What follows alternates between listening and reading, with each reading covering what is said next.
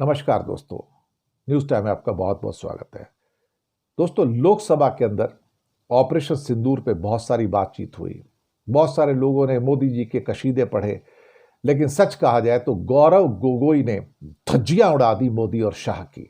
राजनाथ की भी धज्जियां उड़ा दी और ऐसी धज्जियां उड़ाई कि खून के आंसू रो रहे थे बाद में और एक बार चिल्ला रहे बीच में। जी हाँ, बुजदिल, कायर, डरपोक सरकार, ये बात तो सही है, इसमें तो कोई शक वाली बात नहीं है। और उसके बाद उनके कई चमचे जो दल वाले होते हैं, दूसरे दलों के होते हैं, एनडीए के, आपको तो पता ही है ना, उन्होंने तो मोदी के कशीदे पढ़ने हैं और उनको तो आके दूसरों के बारे में बात करनी है। राजनाथ सिंह ने एक बार भी ट्रंप का जिक्र नहीं किया। सीज फायर किसने कराया था by the way? Cease fire की घोषणा किसने की है? हम सबको तब पता लगा जब ट्रंप की घोषणा होती कि भारत और पाकिस्तान के बीच में सीज फायर हो गया। हमें तो पता नहीं था, इंडियन मीडिया को नहीं पता था, एमपीज को नहीं पता था, मंत्रियों को नहीं पता था केंद्र सरकार के कि भाई ऐसा हो रहा है। जब गौरव गोगोई ने राजनाथ सिंह से पूछा कि आतंकवादी पहलगाम कैसे पहुंचे, 26 लोगों की हत्या कैसे कर दी और आप आज तक पकड़ नहीं पाए, आप तो पुलवामा के जो कातिल थे उनको भी नहीं पकड़ पाए, तो पहलगाम के कातिलों को कैसे पकड़ोगे?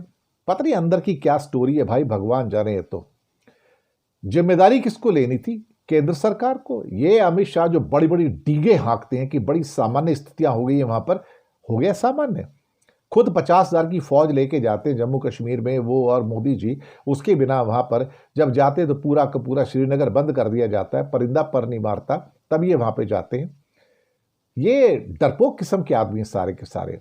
और मनोज सिन्हा कहते हैं मैं जिम्मेदारी लेता हूं। मनोज सिन्हा नहीं, गौरव गोगोई कहते गृह मंत्री उठे अमित शाह और उठ के जिम्मेदारी लेके मैं जिम्मेदार हूं, मेरी वजह से सारा हत्याकांड हुआ है, 26 मासूम लोगों की मौत हुई है, वो उनको कहना चाहिए। जी हां, इसके बाद उनकी अटैक जो थी वो ये था कि भाई अल्टीमेटली युद्ध विराम हो गया, ट्रंप साहब ने किया, लेकिन राजनाथ ने ट्रंप का नाम नहीं लिया। क्यों भैया? डिक्लेरेशन तो उसकी थी ना, हमारी डिक्लेरेशन नहीं थी ना।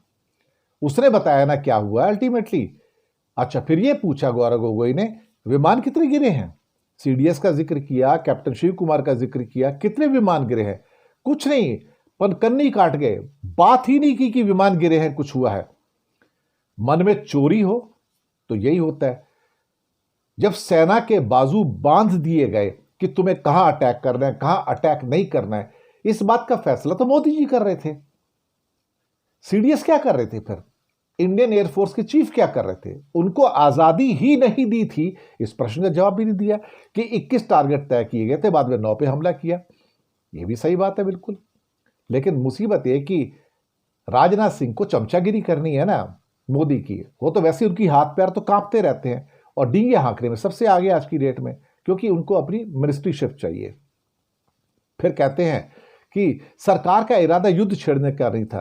तो भैया वहां पे 100-125 प्लेन लेके कर क्या रहे थे तुम? वहां पे युद्ध नहीं कर रहे थे, तुम क्या कर रहे थे? और अगर युद्ध था, फिर कहते युद्ध का हमारा इरादा नहीं था। कहते क्यों इरादा नहीं था तुम्हारा? Why not? और पीओके कब वापस लोगे? नहीं, पीओके का ये अभियान नहीं था, तो कब होगा वो अभियान? दरअसल बुजदिल, कायर और एक किस्म से डरपोक सरकार है। आप इससे ये उम्मीद कर सकते हैं कि ये आपकी सो कॉल्ड पीओके के वापस लेंगे। वैसे भी पीओके इस टाइम गिलगिट बाल्टिस्तान का सारा एरिया चाइना के पास जा चुका है।